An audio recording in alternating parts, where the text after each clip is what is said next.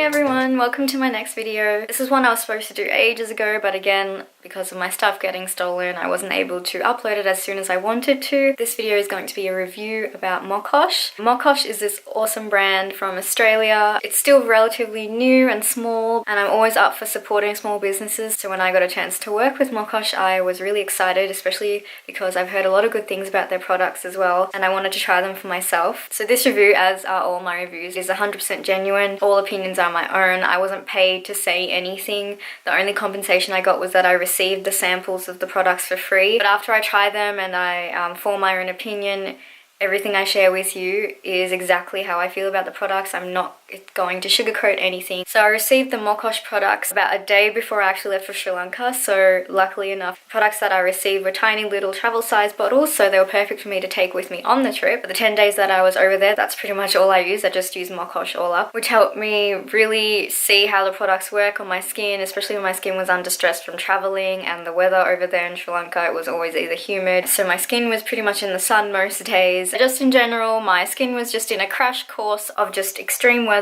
just extreme everything. So it was great to have something like MOKOSH on hand just to see how it fares with what my skin was going through. So what I love about MOKOSH is that it's 100% natural and certified organic, fair trade where it can be, and pretty much like 90% of their products are vegan friendly. I think there's only 2 things that aren't vegan friendly because they have beeswax in them, but other than that, everything else is vegan friendly. None of it is tested on animals. It's cruelty free, and what I absolutely love about them is that they actually don't use water in any of their products, which is great because water is the reason that so many other beauty products on the market today have to have preservatives in them, because water breeds bacteria, and so to counteract the bacteria growth, people put preservatives and things.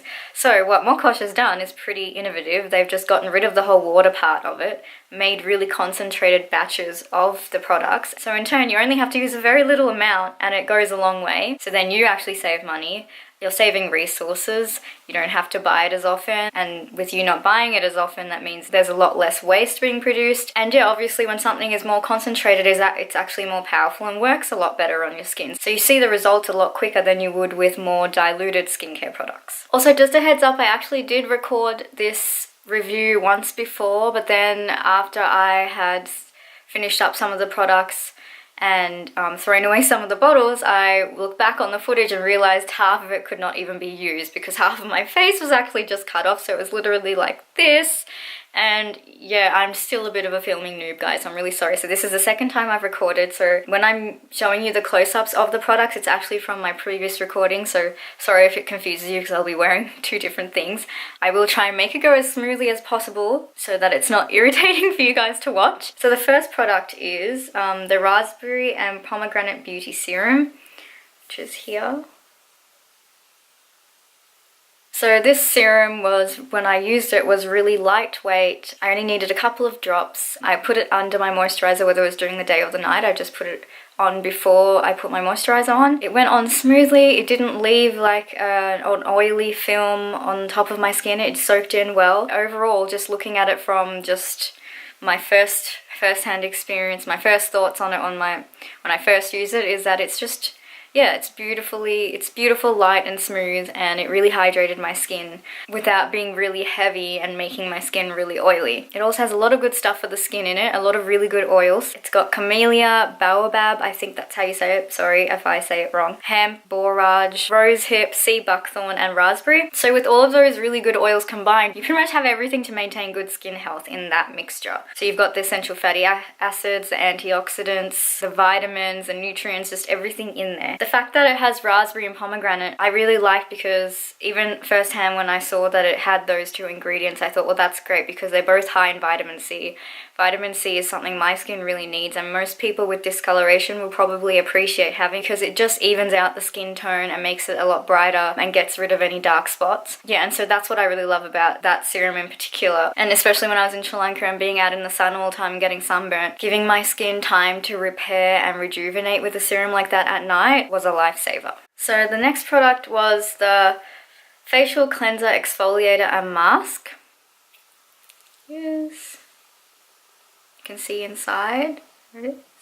What I liked about the exfoliator was, again, when I used it in Sri Lanka, it helped to get rid of a lot of the grime and the gunk that I had collected on my skin during the day, especially walking around in town or going on a hike or something. I was already sweating heaps because of the heat and the humidity, and that was just sitting on my skin, just collecting up. And obviously the pollution over in the city areas in Sri Lanka isn't that great either, so that was also collecting on my skin. So at the end of the day, it was really good to have something gentle but thorough in getting rid of all of that stuff. It's a very gentle scrub, but it was abrasive enough just to get rid of the layered gunk on my face, and just to reveal the new fresh skin underneath and let my skin breathe a bit more. Again, this scrub has a lot of good stuff that's good for the skin. It's enriched with aloe vera and pomegranate, and it's also got metasweet in it. It also contains A and B alpha hydroxy acids, which is really great for healthy cell turnover and boosting collagen. So the way you use it is you just put a little bit in your hand and mix it with a little bit of water into a paste, and then you use it as a scrub all over your face. What I love about the scrub is that it's also like, it can also be used as a mask. So for those days when I really wanted an intensive treatment, I would scrub my face with it, but then I'd rinse it off, and then I put another layer on and just leave it as a mask. It depends on how sensitive your skin is, but I usually sleep with a mask overnight. My skin is pretty resilient in that way, in that it doesn't flare up or get irritated or whatever. But obviously don't do that if you know your skin will react in a different way. Just my skin personally, I have found that when I put a mask overnight, it usually fares well until the next morning, and then I just wash it off and my skin just looks a whole lot better. Next up is the sesame and frankincense body oil. I actually finished that oil up a couple of days ago, so I will just use the footage that I used with my previous recording. Yeah, so with this oil, I really liked it because it especially suited my body type in terms of the Ayurvedic system. I don't know, for those of you who aren't familiar with the Ayurvedic body type system, it's more complex than this, but I'll give you what it is in a nutshell. But the Ayurvedic body types, they come in 3 different types, 3 main types, so you can get combinations as well, and it's a bit superficial to just look at these body types in just the physical criteria, so please don't take it as just as a way of looking at someone in their physical form and just judging what type they are. It's not just the physical form that is incorporated into the body type, it's also just personality, likes and dislikes, just even like the texture of their hair, the texture of their skin, whether they have dry skin or oily skin, what sort of foods they like to eat, those sort of things, everything comes into the body type. So for me, my main governing body type is the Vata body type, which is pretty stereotypical, I guess, because I also match the physical characteristics, which not all Vata body types do, but I'm also very thin and small bodied, and I have little bones and a little structure, and just everything about me is quite little, along with the Vata body type. Other things like temperature, so for me in particular, I hate being in the cold. I love warm weather. I don't like particularly hot weather, but I do like to be warm, and being in cold weather is something that I suffer a lot more with than most non-Vata people. So an oil like sesame and frankincense is perfect for a Vata body type, because both the sesame and frankincense are both warming to the body. I'm pretty sure they are anyway from memory. Sorry if I've got this wrong. But even so, I just found my body and my skin just seemed to love it when I used it. It really just helped my whole body relax at the end of the day after I've had a shower. And in terms of Ayurveda, I guess it would have an opposite effect on someone who doesn't have the Vata body type, especially someone with the Pitta body type, I'm pretty sure, who actually suffer from being too warm all of the time. I don't think something like sesame oil would help, because I think that would heat their body up. For those of you who are more of an expert on Ayurveda than I am, please feel free to let me know if I've said anything wrong. I'm really sorry if I have. Just going from memory back when I did study it for a couple of months, that is what I remember. The next product is the MOKOSH Light Face Cream.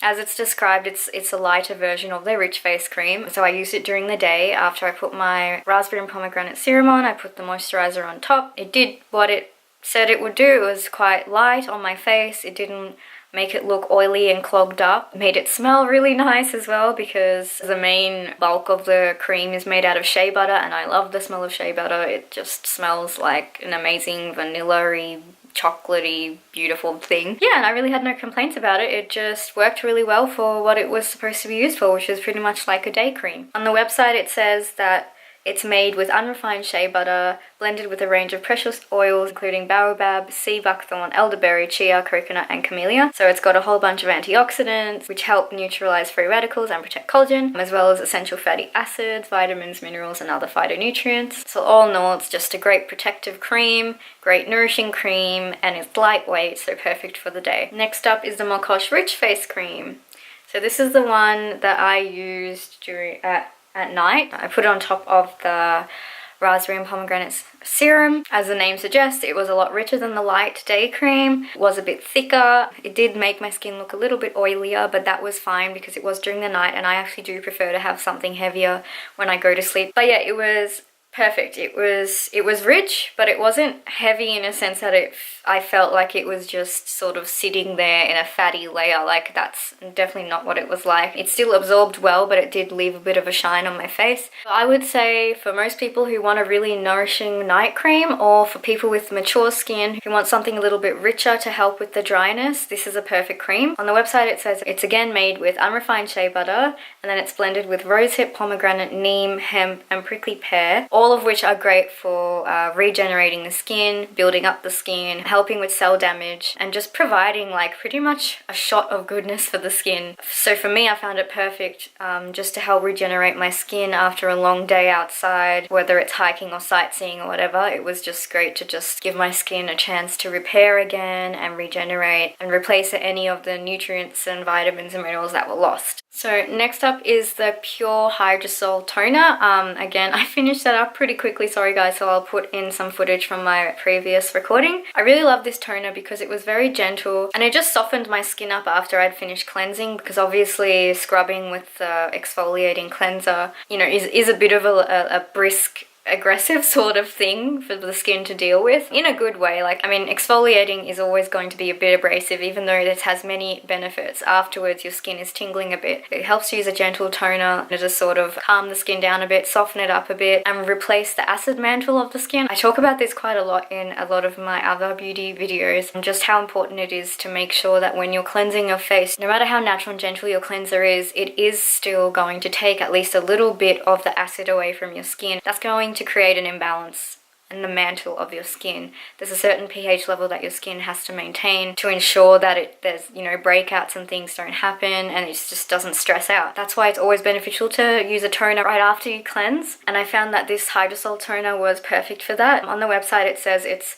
a calming blend of pure hydrosols of damask, rose, and lemon balm, which I love because those things smell amazing. And with this toner, I mean, the smell wasn't overpowering, but there was a subtle hint, and it was just an amazing, beautiful floral experience. Again, it says on the website, damask rose is known to help reduce feelings of stress and anxiety. Lemon balm is mildly astringent and is both calming and an antidepressant. And yeah, it's good to know it's actually essential oil free, which is why I feel like it would be great for sensitive skin too, because it's very subtle. Both ingredients are quite calming for the skin and help soothe the skin. But obviously check yourself first and do a skin test, or ask your doctor whether you should use it first. From my own amateur experience, I feel like sensitive skin would really benefit from it. The next product, again, that I've already finished up, sorry guys, is the makeup removing cleansing oil. Pretty much does exactly what it describes on the label. It's a really gentle makeup remover. It's oil based and it smells quite nice too. I really like the botanical smell. I love the smell of all of these products, but yeah, it's always a bonus when it just smells really natural. It doesn't have that yucky preservative chemical smell to it. Yeah, on the website it says it's a carefully formulated blend of pumpkin seed, jojoba, baobab, and sesame oils. So along with the fact that because they're all oils, they help to get rid of makeup quite quickly, they also add goodness back into the skin.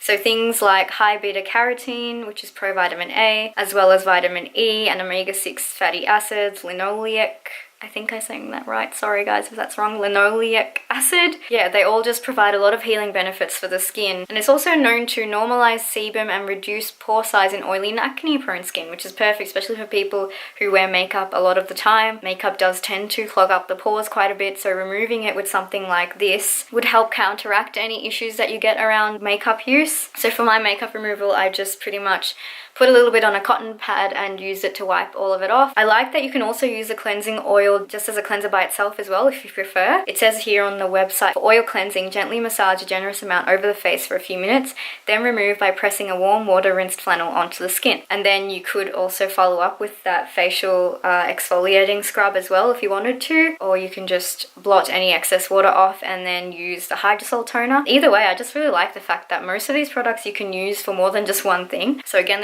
they're pretty versatile in that way. The last product I have, which I also finished, is the Orange and Frankincense Body Cream. Oh my god guys, this cream smells amazing. I pretty much like anything that has orange and frankincense in it, but yeah, this cream coupled with the shea butter, it just smelled amazing. I wish I had more because it's only like a sample size, but it lasted about 2 or 3 showers, I think, because I used it right after I had a shower. I would put the sesame and frankincense body oil on, and then on top I would put the body cream on. Obviously not everyone has to do this. I just have really dry skin, being a Vata body type. I need extra layers of oil, I guess, because yeah, my skin just dries out quite quickly. So this combination of the sesame and frankincense oil plus the orange and frankincense body cream was perfect for me. Firsthand, all I thought was, wow, this smells amazing, and wow, little is going a long way. On the website it says a concentrated cream, which is a blend of our nourishing, unrefined shea butter enriched with a range of skin-restoring oils including camellia, macadamia, baobab, sesame, hemp, and coconut. All of which is amazing for your body, amazing for your skin, really helps with the health of your skin, especially when it's absorbed into the body as well. There are a lot of goodies in there to help with just general health as well. So you get things like anti-inflammatories, antioxidants, and essential fatty acids. And I definitely could tell even next morning after I put the cream on, my skin was still quite soft, still quite supple.